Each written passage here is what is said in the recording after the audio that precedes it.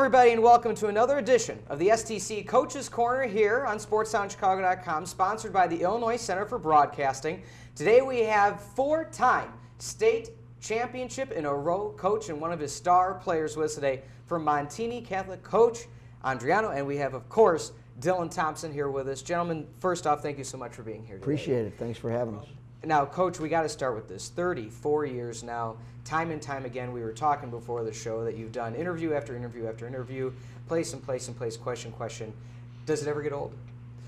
I'm getting better at it. Okay. So getting old, no, it doesn't really get old. Winning doesn't get old. Mm-hmm. So it's nice to get the notoriety, and it's great to have a little bit of, FaceTime, so to speak. But I just get a chance to work with a great bunch of kids, and so this stuff is great for our school.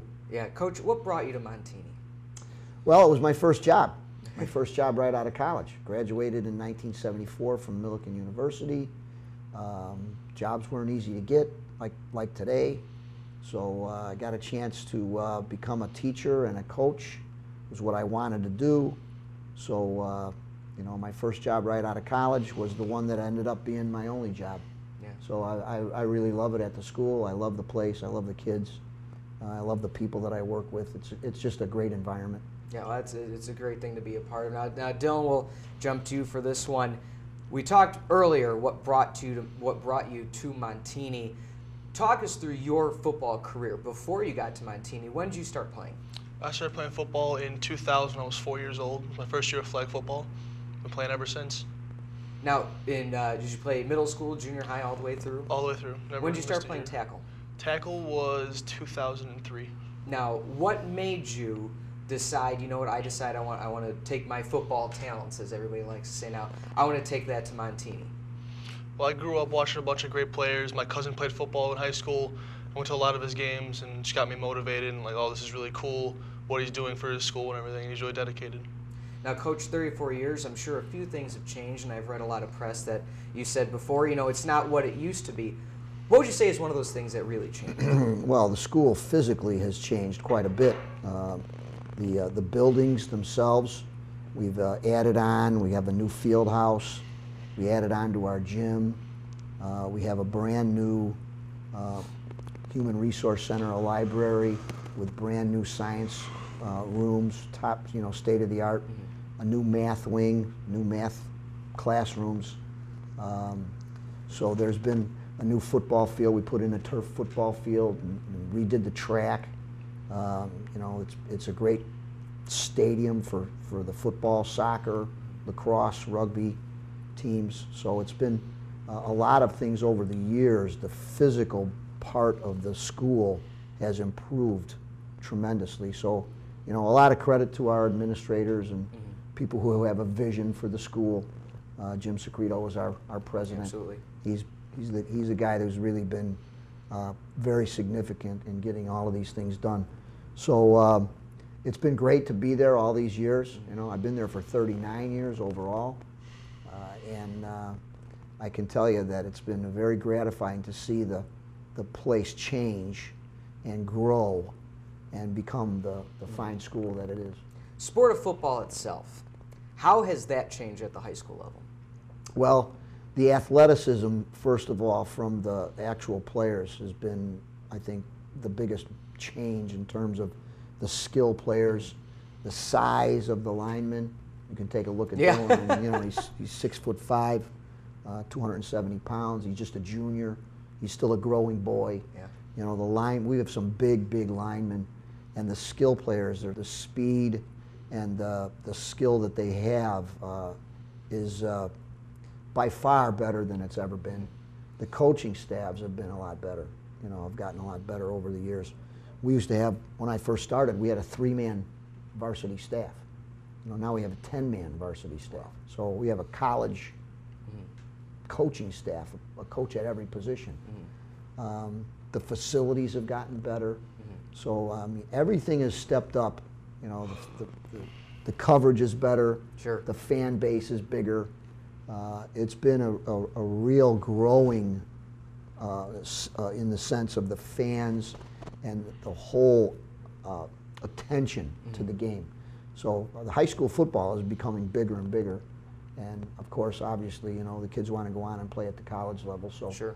you know, that's never changed. That's always still huge. But, you know, all of the media coverage now that the high schools get and so on, it's been a huge boost. Yeah. Now, Dylan, you were a 8th grader when Coach here won his first of 4 championships in a row. What was it like knowing you were going to a school that just won a championship? It was crazy because the last time Addison Trail won a championship, I can't even remember, and seeing like the emotion, all the people in the stands for that first state game, it was just a good feeling. Everybody was like supporting your team. There's maybe 100-something people at Addison Trail games when I go on Fridays. Now, talk us through when you joined Montini, you became a Bronco. What was it like being on that freshman team and then moving up now, championship after championship after championship? The speed of the game freshman year was a big jump definitely from 8th grade year. Going up against the varsity during playoffs, helping them out, was an even bigger jump, but actually playing on the varsity at the next level. And sophomore year, I was pulled up. It's really fast. I didn't expect it, so I had a lot of work to do in the offseason. I wanted to be ready for my junior season. How about a fun story about Coach? Uh-oh. Okay. That's allowed, of course, you know. Okay. He'll always find one thing that gets you angry. For me, it's he'll call me 6'4" or 6'3" in front of every coach he sees, and he'll just push my buttons. It'll be pretty funny. And you really are 6'6"? 6'5". Okay, all right, well that's fine because you're a little bit shorter. That's fine. You know, nothing wrong with that. Now, how do you see Coach motivate all your teammates? I mean, again, you were involved in a game 2 years ago. The final score of that one, by my notes, was 70-45. You go from 70-45 game to this past one, 19-6 for the championships, and we'll get to that in a minute. But what was it like knowing that you have a coach that can coach no matter what the circumstances are? Well, it's obviously always good, especially when you put up that many points against a great program like Joliet Catholic. Watching the game on the sidelines was definitely a lot better from watching it in the stands. Being able to be on that side, being able to be there was the best feeling of my life. First time I really felt part of a team, and I just can't wait till next season. Are you thinking about college at all? Yes, sir. Have you any ideas yet where you may want to go? My top 4 right now are Michigan State, Michigan, Wisconsin, and Ohio State. So sticking Big 12? Big 10. Big I'm just 10. kidding. I'm just kidding. I'm just kidding. No, we had a player in recently that was talking about Texas versus Ole Miss, and it's like, wow, you're just completely skipping out on the Big 10. That's fine. That's fine. We're going to take a quick timeout. When we come back, talking more about this season's action with Coach Andriano and Dylan Thompson here, SportsOnChicago.com's Coach's Corner.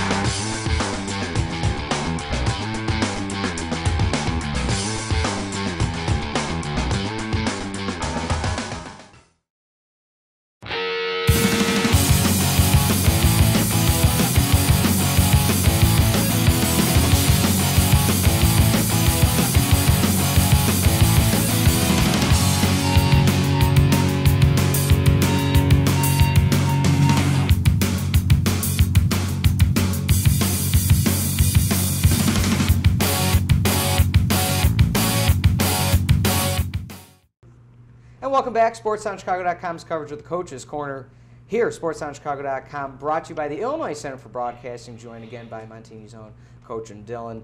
We're going to jump really quickly to this season. You know, so much, Coach, going for your 4th. You know, some people thought you were going to retire. There were a lot of stories out there at the end of last school year. Hey, you may not come back. You decided to come back, and you got 2 more coming on the end of it. What were the challenges coming in for that, trying to go for that 4th championship in a row? Well, you know, first of all, everybody's gunning for you. Yeah. So that was challenge number 1. But the biggest challenge always is to get the team ready. And that's not as hard as some people may think, because these guys are very committed and dedicated, and they work extremely hard. But any coaching staff will tell you the biggest challenge is fitting the pieces to the puzzle together the right way, getting the right guys in the right places, and then learning, you know, the ins and outs of your team. You know, what are they good at? You know, what are they better at than other things? And being good situation football team in certain situations. What are you going to do in these situations? Who are you counting on? So, you know, there's the offense, the defense, the special teams, getting the kids into the right positions, and then becoming a team. So, you know, over the years, we've gotten very good at it. Our coaching staff is excellent. The kids believe in us. So, you know, we don't have to waste a lot of time convincing them about, you know, what we're doing. So, you know, it's been very, very gratifying again to see our kids develop and buy in and believe in what we're doing. And you know, when you get that attitude, sure, when you get that overall approach to things, then things come together faster. So we have a very fast learning curve. Our kids are into it right away, and our schedule is very tough, so we have to be. But you know, and when you play football, there's always going to be adversity and challenges, and you know, our kids really, I think they really react well when they're under pressure. Yeah. Now, Coach Dillon was talking about the difference between the 70-45 game to 19-6. Talk us through that difference in your mind as a coach. You got one game where everybody's scoring. It's pretty much, hey, who's the last team to score? You're going to win that one. And then this year was a defensive battle, and that one touchdown was all the difference. Yeah, 2 years ago, that was just that was unbelievable.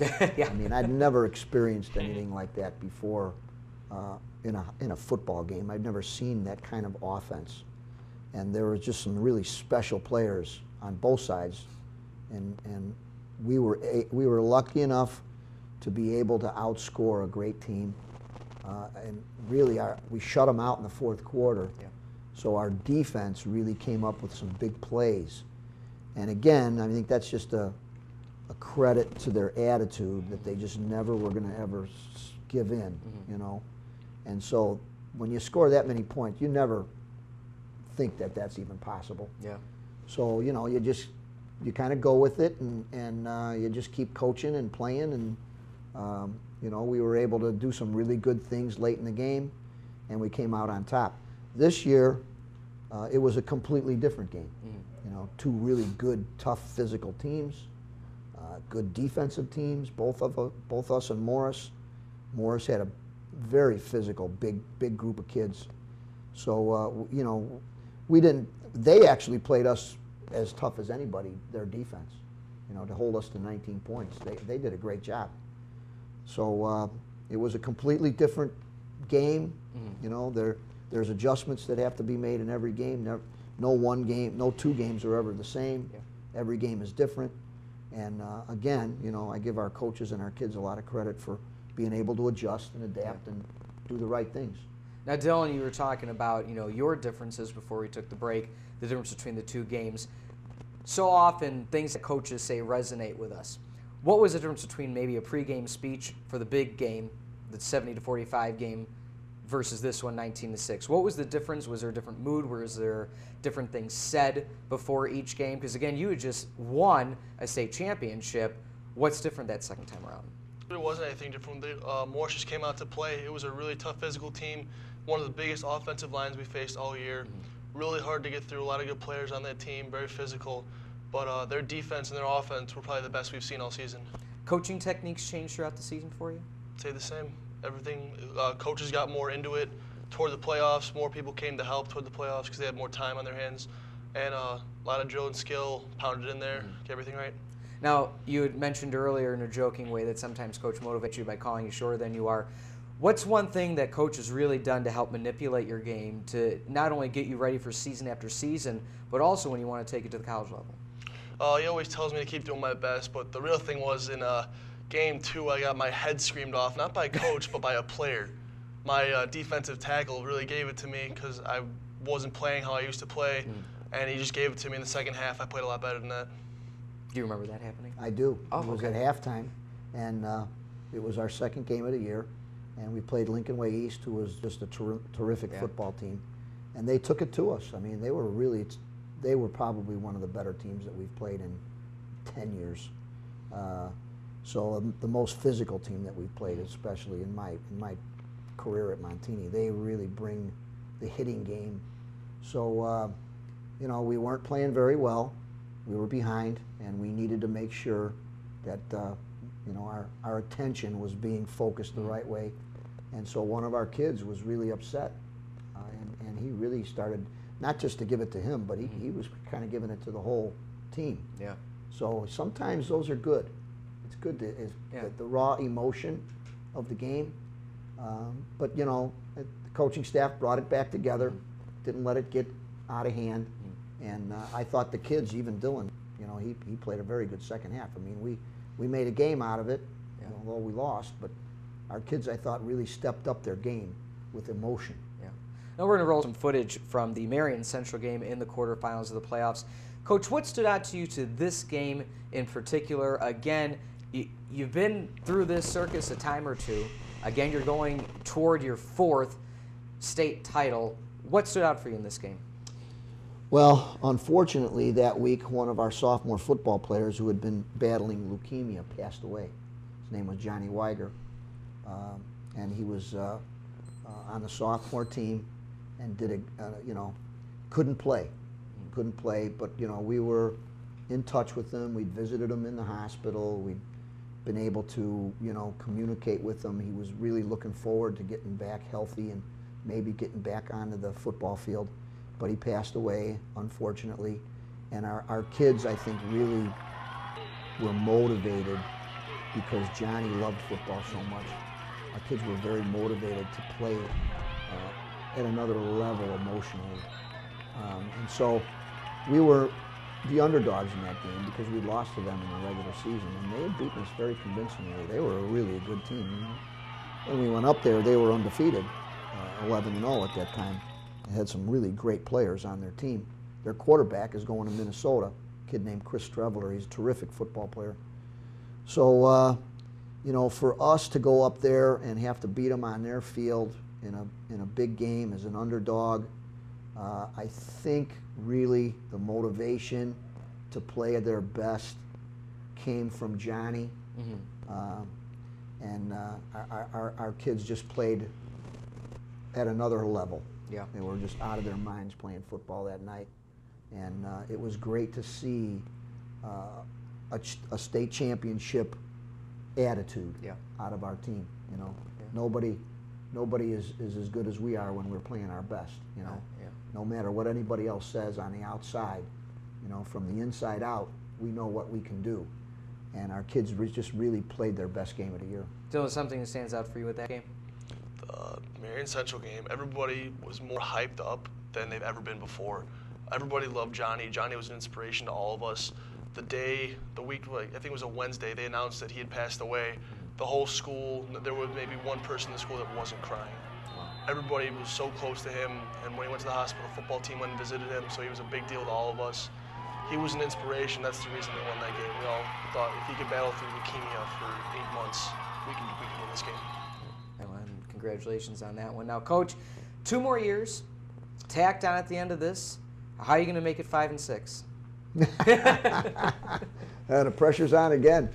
Well, these guys are already talking about it, so, you know, all I know is we're going to work hard, we're going to do our best, we're going to prepare for every game, and you know, we'll be in the hunt. So if it's meant to be, we'll have to win the close games, we'll have to learn how to win, you know, in situation football, and we'll have to be the best team that, you know, these guys will be allowed to, you know, buy into. So you know, it's a year by year, and every game, again, like I said, every game's different. You never know what's going to happen. You got to get the bounce of the ball once in a while. That's happened to us a few times. So, but these guys they're going to play hard. I know that. So that's all I really worry about. Now, Dylan, you're going to be a senior next year. Not to say you're not a leader now, but definitely going to have that leadership role on the team. What are you looking forward to for your senior year? I'm looking forward to making it a 5P. We're already talking about the drive for 5. I'm trying to get everybody in the weight room at school. We all got to get a lot bigger, a lot stronger. We're losing a lot of key players from last year. Our guard was 6'5", 300 pounds, and he was just a tank. A lot of players leaving. Joey Borsellino, great receiver. Mike Dusak, Mark Georgianis. A lot of big spots to replace. We're going to have to work on. Well, best of luck to you guys. You know, it's been a pleasure for us broadcasting those championship games 4 in a row. You know, we hope it's 5-2. You always give great football. We will definitely show up and be there. Absolutely. All right, for Coach Dylan, thank you so much for your time. And for SportsTownChicago.com, the only center for broadcasting is Peter Ferrari for the Coach's Corner in Montini Catholic, home of the Broncos. For more Coach's Corners and for more information about your career in broadcasting, go to beonair.com, call 630-916-1700, SportsTownChicago.com, in a league of our own.